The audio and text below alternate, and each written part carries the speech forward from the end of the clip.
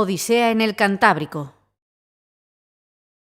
El 10 de noviembre de 1964, varios barcos salieron a la mar desde distintos puntos de la costa cantábrica, convencidos de que sería una jornada más de pesca.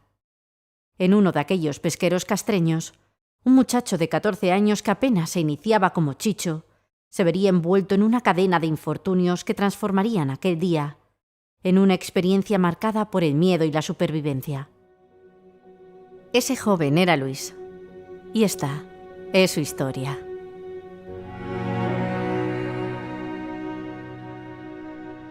Manuel, el padre de Luis, era pescador.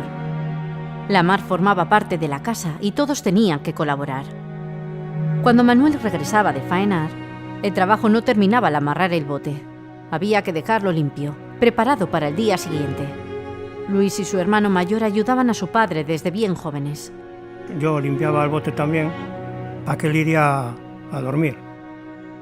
Y ahí empezó todo el chincho de ir a la mar, y yo iba con él, ya más, con 10, 12 años, pues iba a la mar con él, a los cantines aquí de Fanecas y tal. A partir de entonces, su vida comenzó a transcurrir entre el colegio, la mar y el trabajo. Con 12 años, pues íbamos por las tardes también a las fábricas de conservas. Por las mañanas íbamos al colegio y por las tardes a la fábrica de conservas. Fue con solo 14 años cuando Luis comenzó a trabajar como Chicho en el barco astillero. Desde ese momento empezó a asumir las tareas propias de ese puesto, un trabajo que iba mucho más allá de embarcar. El Chicho era una pieza clave en el funcionamiento del barco tanto en tierra como en la mar. Cada día, sin excepción, tenía que acudir a casa del patrón a última hora de la noche.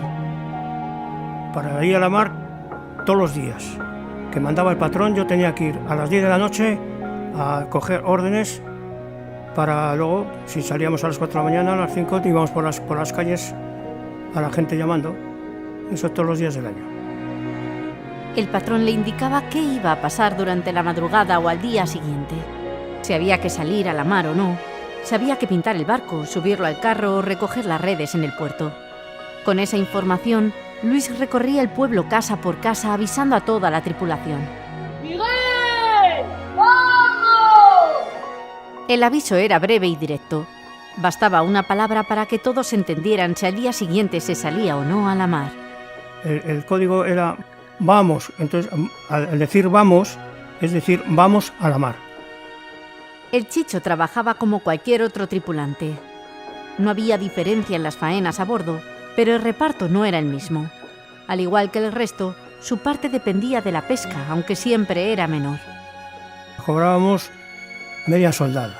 Si el tripulante ganaba 100 pesetas, el Chicho ganaba 50. Tras mes y medio como Chicho, Luis dejó el colegio y pasó a dedicarse por completo a la vida de la mar. A bordo aprendió el esfuerzo y la disciplina del oficio, pero también descubriría no mucho después el precio que podía tener aquella elección.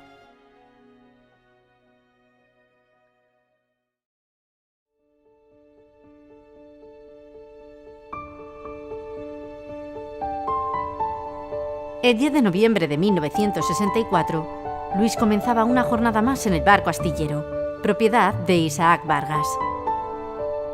Y el barco estaba en el rincón del cura, llamado así, en el puerto pequeño, y allí estaba el barco parado.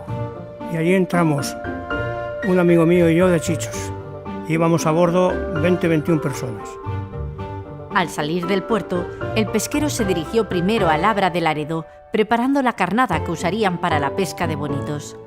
Después, continuaron hacia Asturias, donde capturaron anchoa que les serviría para salir al besugo. El mar estaba tranquilo, casi como un plato, y pudieron dedicar el tiempo a alargar las redes, logrando capturar mucha anchoa. Pero el tiempo no tardó en empeorar.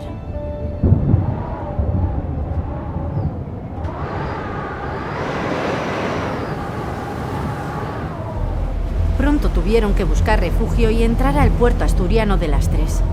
Allí permanecieron 3 o 4 días mientras la tormenta azotaba la costa. Una tarde, sobre las 5 o las 6 de la tarde, salimos de Lastres y estaba muy mal tiempo ya, muy mal tiempo. Salimos unos cuantos barcos de Castro, rumbo a Castro. Pero un imprevisto alteró completamente la situación.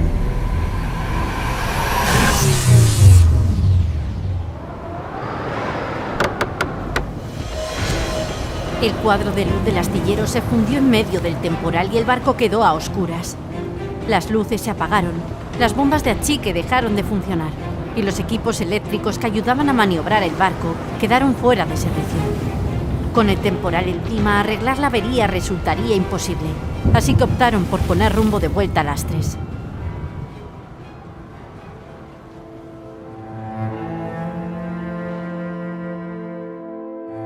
Atracaron sobre las 10 de la noche, aliviados de haber alcanzado tierra firme. Allí, poco a poco, consiguieron reparar el cuadro de luz y restablecer la electricidad a bordo. Pasaron la noche en el puerto, a la espera de que amaneciera para poner rumbo de nuevo a Castro.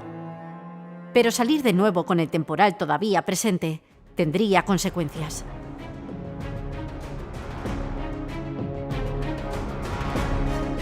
Cuando salimos a la mar, ya el temporal ya no se podía volver para atrás. Tuvimos que ir avanzando, todo un recorrido hasta llegar pues, a la mitad entre Santander y Lastres, vamos, la mitad. Mientras avanzaban, la situación seguía siendo tensa. La mar estaba encrespada y el viento empujaba el barco con fuerza. Estaba muy mal tiempo y había en cubierta 3 o 4 personas, entre ellos mi tío Santi, Manolo Canto y tal. De repente, quienes estaban en cubierta alertaron al resto de tripulantes con un grito. ¡Salvavidas! ¡Salvavidas!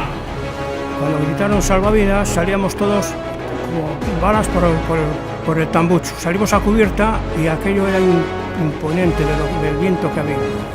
Y la balsa salvavidas, que en principio pensábamos que eran salvavidas que había que ponerse, era una balsa salvavidas que en su momento le había tirado un golpe de mar al agua. La balsa salvavidas, arrastrada por el golpe de mar, se alejaba con fuerza. El patrón intentó recuperarla, pero fue imposible. ¡Rumbo a Santander! Ante la imposibilidad de rescatarla, decidieron abandonarla y retomar el rumbo hacia la bahía de Santander con una única balsa salvavidas a bordo. Entre la tripulación comenzó a instalarse una preocupación silenciosa. La seguridad ya no era la misma. Si el pesquero tenía que ser abandonado, no habría sitio para todos. Las olas que golpeaban insistentemente el barco comenzaron a ganar cada vez más fuerza. El agua entraba una y otra vez, tanta que el astillero ya no tenía tiempo de vaciarse entre una ola y la siguiente. El patrón solo vio una salida para evitar que el barco se hundiera por el exceso de peso. Yo Santi con una porra iba rompiendo el barco por la parte de arriba para que saliera el agua, tanto entraba como tenía que salir. Romper la obra muerta era la única manera de permitir que el agua atravesara el barco y no quedara atrapada a bordo. Pero aún quedaba lo peor. Tras horas de navegación a merced del temporal, el astillero logró situarse frente a la entrada de la bahía de Santander. La luz caía deprisa y la visibilidad se apagaba. El mar empezaba a ceder, pero en la entrada a la bahía no iba a ser fácil. La tripulación subió a cubierta. ¡Todos en cubierta! ¡Rápido! En esos momentos no pensábamos en otra cosa, pasar las Tres Marías y entrar a la bahía de Santander.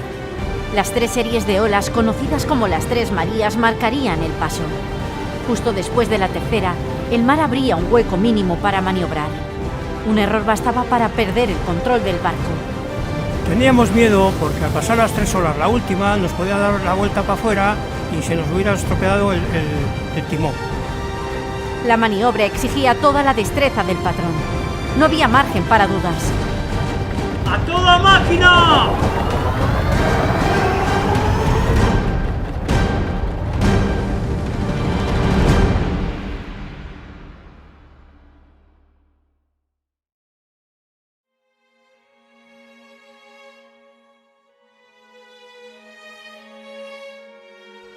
El astillero había pasado lo peor.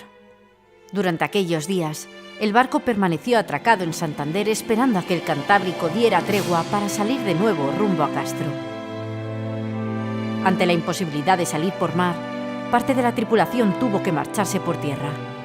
quisimos venir uno de los días para acá, pero también estaba muy mal tiempo. Duró igual 8 o 10 días el mal tiempo. Y la gente vino por tierra, la gente del barco, los tripulantes vinieron por tierra en el autobús de Castro Santander. Con el paso de los días, el mar poco a poco fue perdiendo fuerza. Al 8º día, por fin, se abrió el camino. Cuando llegaron a Castro, la imagen fue un aviso tardío de lo que habían evitado. Y allí, pues los barcos de Castro que salieron antes que nosotros llegaron a Castro, pero con bastante muy mal tiempo, el barco medio roto por cubierta. El astillero también necesitaría reparaciones, pero lo que nadie imaginaba era que aquella llegada a Castro sería también una despedida de la embarcación. En el mes de diciembre, el barco sería vendido. Días después del temporal, el recuento confirmó lo que muchos temían. Algunos barcos no alcanzaron puerto y el mar se llevó con ellos la vida de decenas de marineros.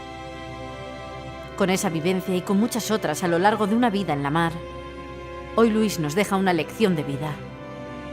No olvides que la experiencia acompaña, pero no gobierna.